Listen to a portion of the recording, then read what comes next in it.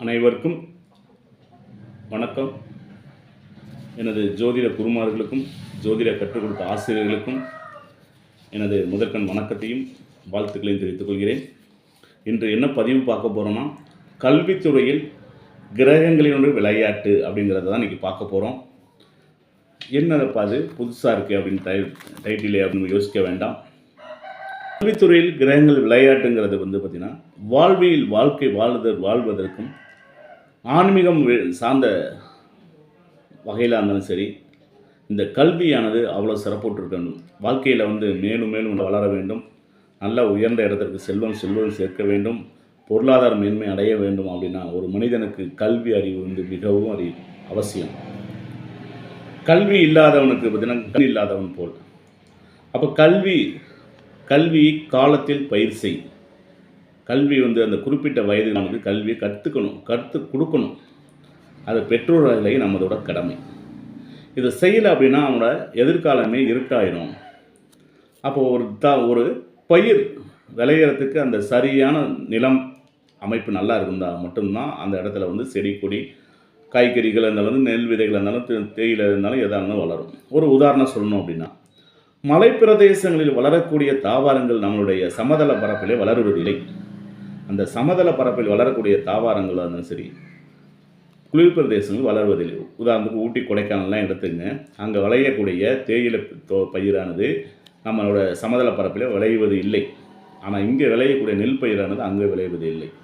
இப்படி அந்த இடத்துக்கு இருந்தாப்புல அங்கே வாழ்வியலோட ஒன்றி காணப்படக்கூடிய சூழ்நிலை இருக்குது இல்லையா? அப்போ அங்கேயும் மனுஷன் வாழ்ந்துக்கிட்டு தான் இருக்கான், இங்கேயும் மனுஷன் வாழ்ந்துக்கிட்டு இருக்கான். அப்போ அந்த சூழ்நிலைக்கு தொடர்பு கொண்டு அந்த சூழ்நிலைக்கு ஏற்ப அவரோட வாழ்வியல் பயணமும் நம்மளோட இங்கே சமதள பரப்பில் இருக்கக்கூடிய தொடர்பில் வாழ்வியல் பயணமும் ஒரு இலக்கை நிர்ணயித்து அதை நோக்கி பயணம் செய்ய வேண்டும்.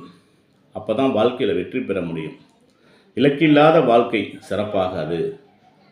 அதை நோக்கி பயணம் இல்லைனாலும் சிறப்பாகாது.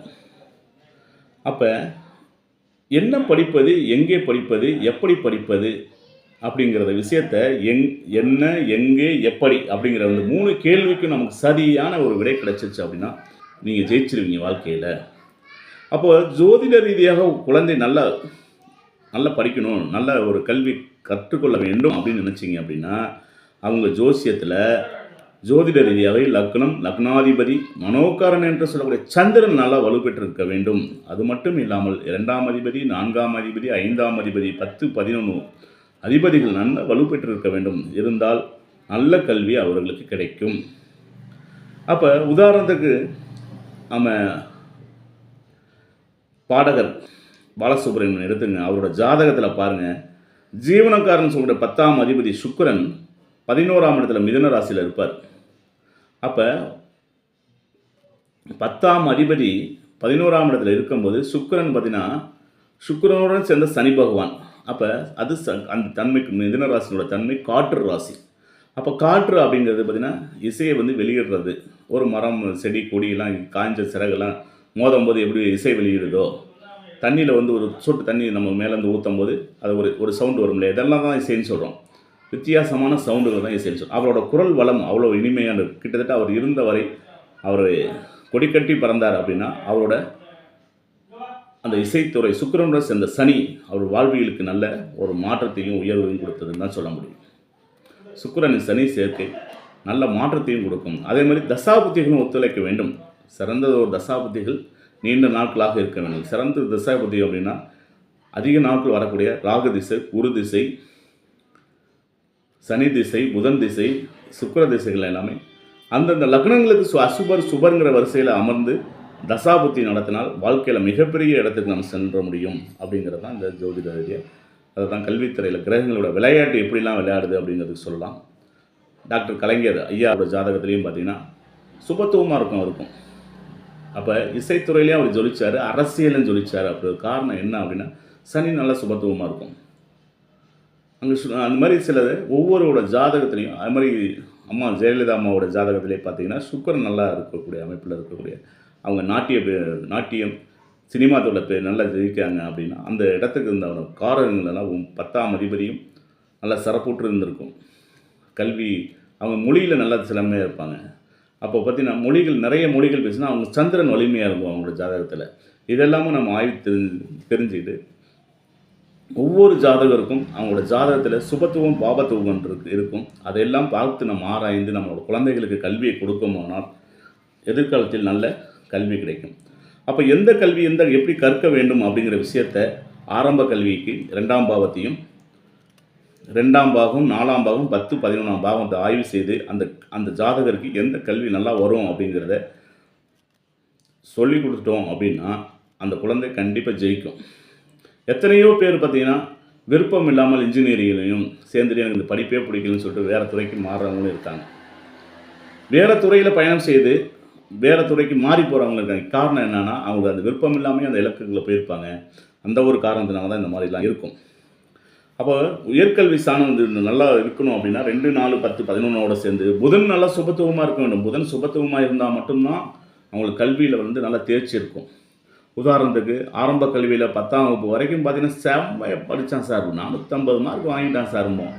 ஆனால் 10, 11ல் உயர்கல்வி போகும்போது அவனோட தாராதரமே மாறி போயிடும். அடுத்த தசாபுத்தியில் அவனுக்கு சிறப்பு இல்லாமல் ஏதோ ஒரு பிரச்சனையில் சிக்கி அவனோட வாழ்க்கை தரமே கெட்டு போயிடும். இது மாதிரிலாம் இருக்கக்கூடிய அமைப்பு எல்லாமே அவனுக்கு தசாபுத்தியும் முக்கியம். அப்போ ஒருத்தன் வாழ்க்கையில் நல்லா வெற்றி ஜெயிக்கணும் அப்படின்னா 20 வயது முதல் 50 வரை தசாபுத்தி நல்ல பலம் இருக்க வேண்டும். அதோடு புதன், குரு, சந்திரன், லக்னாதிபதிகள் நல்லா வலுப்பெற்றிருக்க வேண்டும். குழந்தைகள் சரியாக படிக்கவில்லை என்றால் புதன்கிழமை தோறும் பச்சை பயிறு உணவுகளிலிருந்து சேர்த்துக்கிட்டே வாங்க, நல்ல குழந்தைகள் படிப்பாங்க. இல்லைனா ஹைரீவர் ஒரு வழிபாடுக்கு நெய் தீபம் ஏற்றிட்டு வாங்க, சிறப்பாக நல்லா குழந்தைங்க படிப்பாங்க. அப்போ எந்த கிரகங்கள் வழியாக அவங்களுக்கு வந்து நல்லா சிறப்பாக இருக்கும்? ராகு அப்படின்னு சொல்லிட்டா சினிமா, மீடியா, சித்தா மருத்துவம், ஆயுர்வேத மருத்துவத்தில் நல்லா சிறப்பாக போவாங்க. அது மாதிரி பார்த்திங்கன்னா உயர் ரக வாகனங்கள் ஓட்டுறது, இந்த ஜேசிபிலாம் சொல்கிறோம் இல்லையா, அந்த மாதிரி உயர் ரக வாகனங்கள் இயக்கிறது, அது மாதிரி சார்ந்த துறைகள் இதெல்லாமே அவங்க இருப்பாங்க. வானூர்தி இந்த மாதிரிலாம் சொல்கிறாங்க பார்த்திங்கன்னா, வித்தியாசமான அவங்களோட மைண்ட் இருக்கும் அந்த ராகு நல்லா இருந்தது அப்படி இருக்கும்போது. அது மாதிரி கேதுன்னா மருத்துவம் சார்ந்த துறைகளுக்கும் ஆராய்ச்சியாளர்களுக்கும் இருக்க வேண்டும். அவங்களுக்கு சூரியன், செவ்வாய், சந்திரன் நல்லா இருக்க வேண்டும். 2, 4, 9, 10, 11 பாவங்கள் நல்லா இருக்க வேண்டும். அதே மாதிரி புதன் நல்லா இருக்குது அப்படின்னா அவங்களோட துறையிலே பார்த்திங்கன்னா கணிதம், தகவல் தொழில்நுட்ப துறைகள், அக்கௌண்டன்சி, காமர்ஸு, சிஏ அப்படின்னு சொல்கிற துறைகள், தொழில்நுட்ப துறைகள், அதில் வந்து பார்த்திங்கன்னா கம்ப்யூட்டர் தான் வந்துடும். சரிங்களா? இந்த மாதிரி அட்வான்ஸ் தொழில்நுட்பங்கள் எல்லாமே அதில் வரக்கூடிய துறைகள் தான்.